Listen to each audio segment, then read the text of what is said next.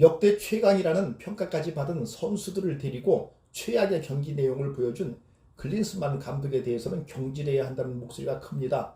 이런 와중에 영국 매체 더 선은 요르단과의 2023 아시아 축구연맹 카타르 아시안컵 준결승 전날 한국 대표팀 내에서 싸움이 발생했다고 보도했습니다. 데일리 메일도 2023 아시안컵 준결승 요르단전 전날 손흥민은 동료들과 말다툼 끝에 손가락이 탈구됐다라고 보도했는데, 다만 축구협회가 손흥민, 이강인 갈등설을 곧바로 인정한 점을 두고 클린스만 감독에서 선수단 내분으로 비판의 초점을 옮기려는 시도가 아니냐는 지적이 나오기도 합니다. 대표팀에서 경기 전날 모두가 함께하는 만찬은 특별한 의미를 갖습니다. 결전을 앞두고 화합하며 원팀임을 확인하는 자리죠. 그런데 이날 이강인과 설영우, 정우영 등 대표팀에서 어린 축에 속하는 선수를 몇몇이 저녁 식사를 별도로 일찍 마쳤습니다. 그러고는 탁구를 치러 갔다는 겁니다. 살짝 늦게 저녁을 먹기 시작한 선수들이 밥을 먹는데 이강인 등이 시끌벅적하게 탁구를 치는 소리가 들려왔고, 이건 아니다 싶었던 주장 손흥민이 제지하려 했지만 이들은 좀처럼 말을 듣지 않았고, 격분한 손흥민이 이강인의 멱살을 잡았는데 이강인은 주먹질로 맞대응했다는 겁니다. 손흥민은 이강인의 주먹질을 피했고 다른 선수들이 둘을 떼놓는 과정에서 손흥민의 손가락이 탈구되고 말았습니다. 이미 지난해 하반기부터 이강인과 손흥민 등 고참 선수들 사이에 갈등의 골이 넓어지던 터였고, 이런 가운데 탁구 사건이 두 선수의 감정을 폭발시킨 것입니다. 요르단전은 이런 심각한 갈등 속에 킥오프했습니다. 손흥민과 이강인은 앞서 조별리그 3경기, 토너먼트 2경기에서와 마찬가지로 요르단전에서도 90분 내내 각자 따로 놀아섭니다. 경기 뒤 믹스드존에서 손흥민은 내가 앞으로 대표팀을 할 수 있을지에 대해서 생각을 해봐야 할 것 같다면서 감독님께서 저를 더 이상 생각 안 하실 수도 있고 앞으로의 미래는 잘 모르기 때문이라고 말했습니다. 탁구 사건과 이강인을 계속 신임한 클린스만 감독의 선택을 놓고 보면 손흥민이 어떤 맥락에서 이런 말을 했는지 알 수 있습니다.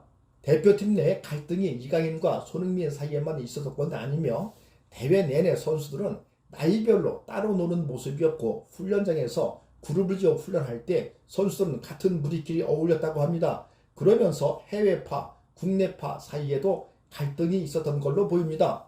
사퇴든 경질이든 한국 축구와 클린스만 감독의 결별은 피할 수 없어진 분위기가 되고 말았습니다. 축구협회는 클린스만 호의 카타르 아시안컵 성과를 평가하는 전력강화위원회를 15일 즉 내일 엽니다. 정몽규 회장 등 축구협회 집행부는 전력강화위원회 평가를 참고해 클린스만 감독의 거취를 최종적으로 결정하게 됩니다. 만약 새 감독 체제가 들어선다고 해도 대표팀은 선수들 간 갈등의 불씨가 그대로 남아있는 상태로 3월 A매치 기간 즉 18일부터 26일까지를 맞이하게 됩니다.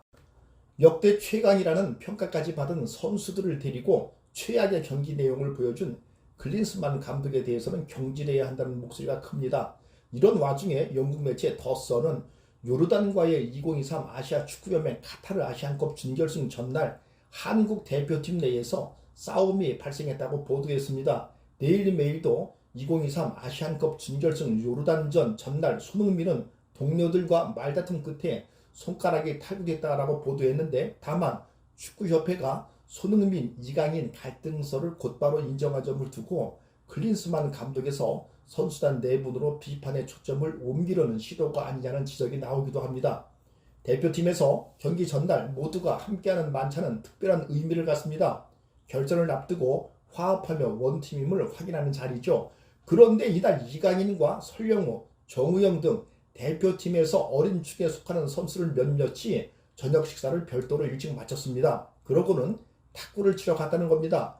살짝 늦게 저녁을 먹기 시작한 선수들이 밥을 먹는데 이강인 등이 시끌벅적하게 탁구를 치는 소리가 들려왔고, 이건 아니다 싶었던 주장 손흥민이 제지하려 했지만 이들은 좀처럼 말을 듣지 않았고, 격분한 손흥민이 이강인의 멱살을 잡았는데 이강인은 주먹질로 맞대응했다는 겁니다. 손흥민은 이강인의 주먹질을 피했고 다른 선수들이 둘을 떼놓는 과정에서 손흥민의 손가락이 탈구되고 말았습니다.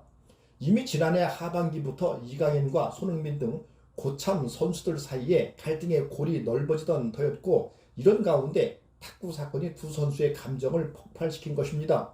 유로단전은 이런 심각한 갈등 속에 킥오프했습니다. 손흥민과 이강인은 앞서 조별리그 3경기, 토너먼트 2경기에서와 마찬가지로 요르단전에서도 90분 내내 각자 따로 놀아섭니다. 경기 뒤 믹스드존에서 손흥민은 내가 앞으로 대표팀을 할 수 있을지에 대해서 생각을 해봐야 할 것 같다면서, 감독님께서 저를 더 이상 생각 안 하실 수도 있고 앞으로의 미래는 잘 모르기 때문이라고 말했습니다.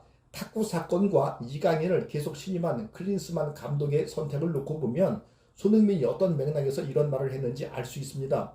대표팀 내 갈등이 이강인과 손흥민 사이에만 있었던 건 아니며, 대회 내내 선수들은 나이별로 따로 노는 모습이었고, 훈련장에서 그룹을 지어 훈련할 때 선수들은 같은 무리끼리 어울렸다고 합니다. 그러면서 해외파, 국내파 사이에도 갈등이 있었던 걸로 보입니다.